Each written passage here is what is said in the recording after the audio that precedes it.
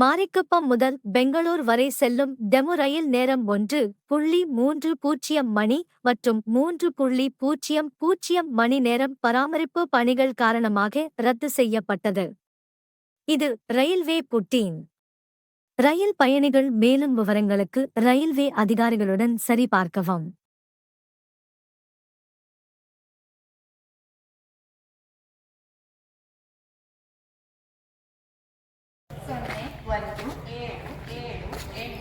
ಮಾರಿಕುಪ್ಪಂ ನಿಂದ ಬೆಳಪ್ಪನಹಳ್ಳಿಗೆ ಹೋಗುವ ಪ್ಯಾಸೆಂಜರ್ ಈ ದಿನ ರದ್ದುಪಡಿಸಲಾಗಿದೆ.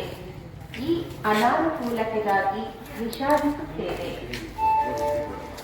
यात्रियों ध्यान दें, मारिकुप्पम से आने वाली बेलप्पनहल्ली को जाने वाली 01778 मारिकुप्पम बेलप्पनहल्ली पैसेंजर आज रद्द कर दी गई है. आपको हुई असुविधा के लिए हमें खेद है. May I have your attention please? 01778 Marikuppam Beyappanahalli passenger has been cancelled today. The inconvenience caused is deeply regretted.